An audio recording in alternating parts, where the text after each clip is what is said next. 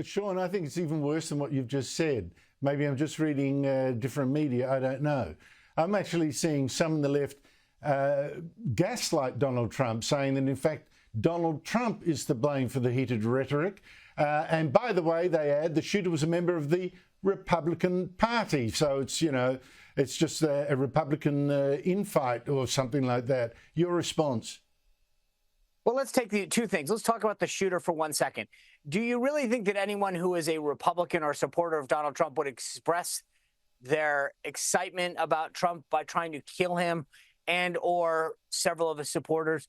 I mean, on his face, that doesn't make sense, right? And so we have to just look at this with common sense, which is if you were going to shoot a supporter and the candidate of one political party, that's not a sign of admiration or excitement or enjoyment.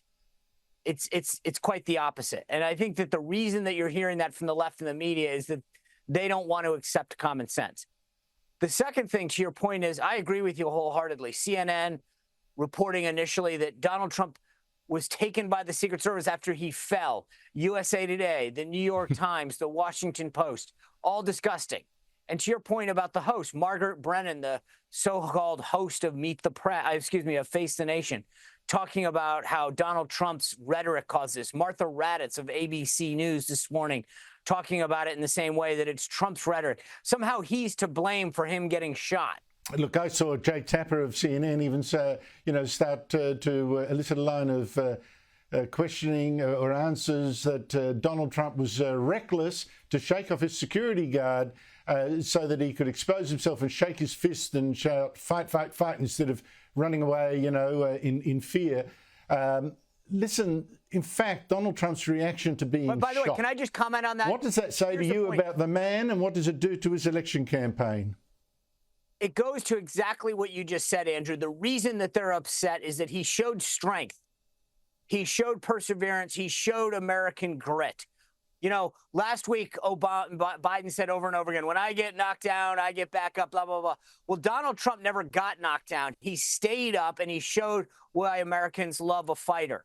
And here's the problem with your Jake Tapper quote. They initially reported he fell down and was helped up by Secret Service. They are trying to equivocate this. They want to put him on the same plane as Joe Biden, who did fall down, right? Here's the problem. They are so in the tank for the left. They're trying anything they can do to undermine him. That was a sign of strength, and that picture will go down in history as one of the most iconic American moments. And I think they just hate it. Think about this for a second, Andrew, and for your audience.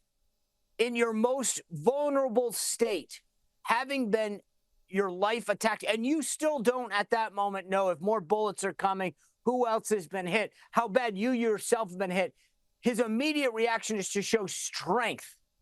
I don't know how many other people could say that. I would fathom to say many of these media people would be on the ground in a pool of their own. Well, I'm not going to go. I will just say, I don't think a single one of them would be standing. I think they'd be crying and cowering.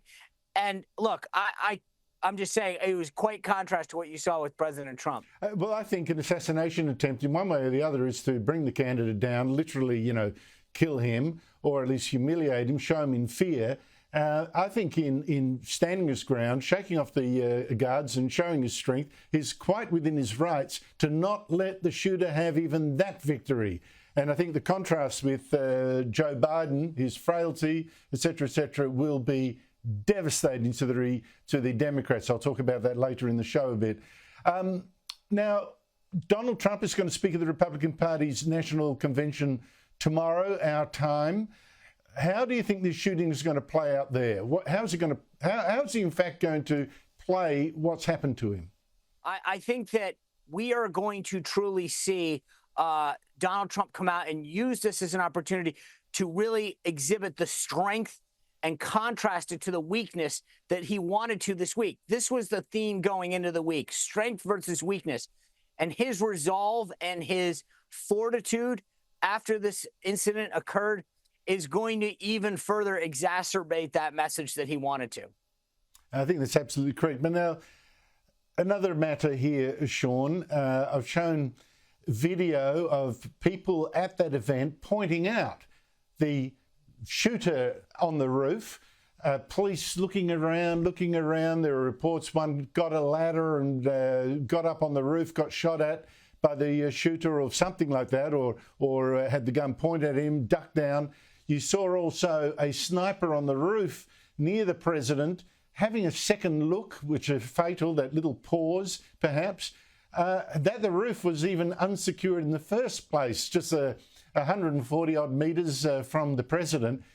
Why hasn't the director of the Secret Service been fired for these astonishing security lapses? From what I was told in my conversations today, Andrew, that there is no question that there was a breakdown between the local police in Pennsylvania and the Secret Service. The communication that goes between them, there's no question that that was a breakdown. The question is, whose responsibility was that particular area? I am told that there's at least initially, a lot of emphasis on the role that the local police was supposed to be playing, and whether or not they notified the right people at the right time. I think that we're going to have a lot more explaining that has to be done this week. We've already had Congress talk about hearings that will start tomorrow. But your bigger question, not only has Kim Cheadle, the Secret Service director, not been fired, I can't believe that she's not out there to give an explanation. And I think there's probably a good reason, because they don't like what they have to say to the American people. I think that's absolutely correct. I think she's hiding, to be honest. Sean Spicer, thank you so much indeed for your time. You bet, Andrew.